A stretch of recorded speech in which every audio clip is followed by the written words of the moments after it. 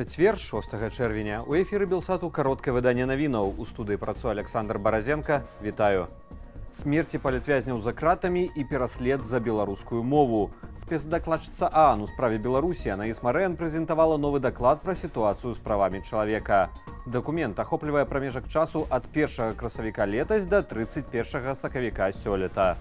Спецдакладчыца канстатуе пагаршэнне сітуацыі з правамі чалавека ў Беларусі і звяртае ўвагу, што прынамсі дзве смерці палітвязняў за мінулы год звязаныя з медычным недаглядам. Таксама Анаіс Марэн апісвае выпадкі жорсткага абыходжання з вязнямі і зазначае пагаршэнне стану здароўя людзей, якія ўтрымліваюцца за кратамі. Прычыны апошняга могуць палягаць як у адсутнасці належнай медычнай дапамогі, так і ў кепскім харчаванні, а таксама жудасных умовах утрымання. Рэжым Лукашэнкі не ідзе на кантакт з ААН у пытаннях расследавання гэткіх выпадкаў. Да таго ж дзяржава працягвае пераслед палізнявольных па іхным выхадзе на волю, а адным з маркераў нелаяльнасці ў лукашэнкаўскай Беларусі выступае беларуская мова.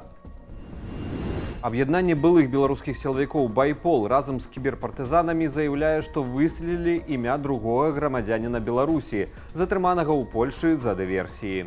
Паводле інфармацыі ініцыятывы, другі затрыманы былы баранавіцкі міліцыянт Андрэй Белы. Як і іншы затрыманы беларус Сцяпан Касцючэнка, Белы раней браў удзел у вайне ва ўкраіне. Ваявалі абодва на баку ЗСУ у беларускім батальёне «Тэрор». Паводле інфармацыі «Байполу», Белага і Касцючэнку для падрыхтоўкі і правядзення дыверсіяў расійскія спецслужбы выкарыстоўвалі ў цёмную. Нагадаю, 28 траўня Агенцтва ўнутранай бяспекі Польшы затрымала ў Варшаве 3 чалавек паводле падазрэння ў здзяйсненні падпалаў на тэрыторыі краіны. З іх двое нарадзінцаў Беларусі і адзін грамадзянін Польшы.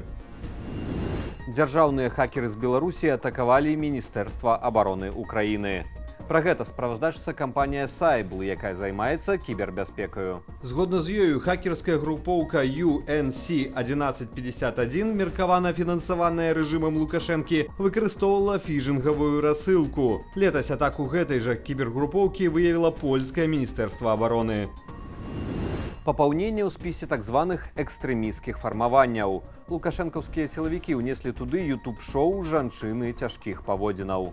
Удзельніцамі фармавання названыя вядоўцы Наста Карасёва, Марына Ментусава і Кацярына Раецкая. Экстрэмісцкімі прызнаныя сайт, старонкі ў інстаграме, тыктоку і на ютубе. Шоу жанчыны цяжкіх паводзінаў – гэта размова вядоўцаў з гасцямі ў нефармальнай абстаноўцы на гендерную тэматыку. Самыя аўтаркі адрасуюць свой праект жанчынам, якія, цытата, «стаміліся, але не здаліся». Звязаны з лукашэнкаўскімі сілавікамі тэлеграм-канал апублікаваў пакаяльнае відэа са спеваком Сашам Нема. Ён кажа, што браў удзел у маршы 16 жніўня 2020 года, і гэта глобальна паўплывала на ягоную кар'еру. Да таго ж спявак просіць прабачэння, цытата, перад усёй краінай, ад рабочага да прэзідэнта. Пасля ў соцсетках Саша Нема з'явілася яшчэ адно відэа, у якім ён называе размову ў будынку Губазіку вельмі цяжкай. Сённяшні працэсуальны статус спевака невядомы. У Магілёве мужчына скокнуў з моста ў Дняпро і загінуў. Прыкладна а паловіна 7 раніцы у МНС патэлефанаваў мужчына, які рыбачыў на Дняпры, ды паведаміў, што з аўтамабільнага мосту на Пушкінскім праспекце скокнуў чалавек. Ратавальнікі, які прыехалі на выклік, змаглі знайсці мужчыну толькі за 400 метраў ад мосту. Да прыезду хуткай дапамогі яго намагаліся рэанімаваць, але ўратаваць мужчыну не ўдалося. Расійскія нафтаперапрацоўчыя прадпрыемствы зноў у агні. Уначы атаку ударнымі беспілотнікамі зазналі нафтабаза ў Белгародскай вобласці і Навашахцінскі НПЗ ў Растоўскай.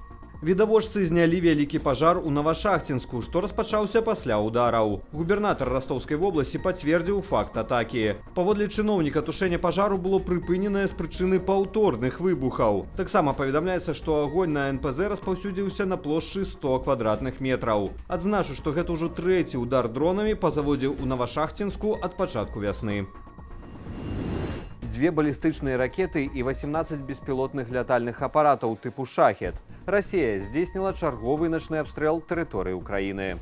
Усе дроны за выняткам аднаго збілі сілы супрацьпаветранай абароны ў небе над Запорожскай, Мікалаеўскай, Херсонскай і Хмельніцкай вобласцямі. Балістычнымі ракетамі «Іскандер-М» расейцы ударылі па Днепрапетроўскай вобласці. ЗСУ не ўдакладнілі, куды трапілі гэтыя ракеты. Да таго ж расейцы правялі абстрэл Херсону. Гарэў гіпермаркет «Эпіцэнтр», 3 жылыя дамы і 8 аўтаў. 3 асобы пацярпелі. Аб'яднаная Еўропа выбірае дэпутатаў. Выбары ў Еўрапарламент працягнуцца да 9 чэрвеня. Больш за 370 мільёнаў еўрапейцаў абяруць 720 дэпутатаў сярод кандыдатаў ад 35 партыяў.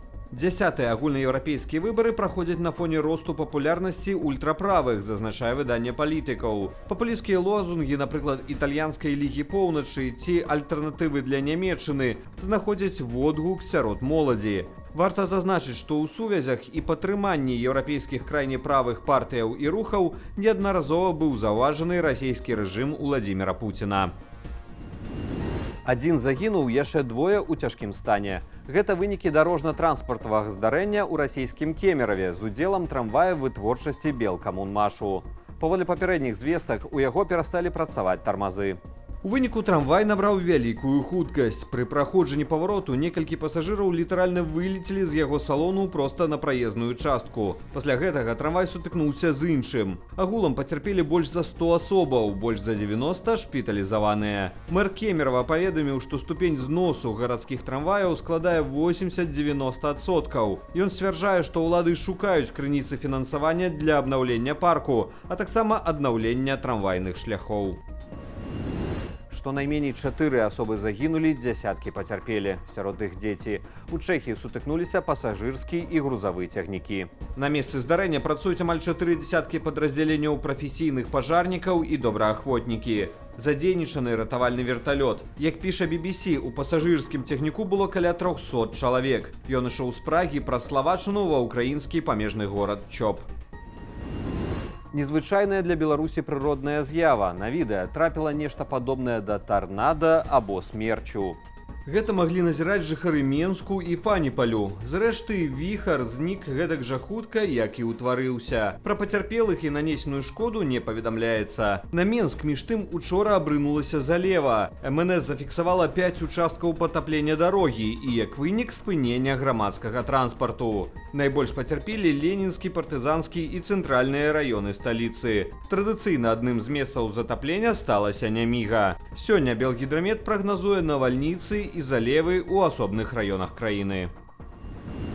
Арына Сабаленка завяршыла выступленне на адкрытым чэмпіянаце Францыі па тэнісе «Ролан Гарос», другім у сезоне з турніры серыі «Вялікага шлема». У чвэрцьфінале адзіночнага разраду беларуска сенсацыйна саступіла 17-гадовай Міры Андрэевай з Расіі. Лік у сетах 7-6, 4-6, 4-6. Падчас гульні Сабаленка папрасіла медычны тайм-аут і прыняла лекі ад болю ў страўніку. Параза ад Андрэевай паўплывае на пазіцыю беларускі ў сусветным рэйтынгу найлепшых тэнісістак свету. Па сканчэнні «Ролан Гарос» Сабаленка перамесціцца з 2 на 3 месца.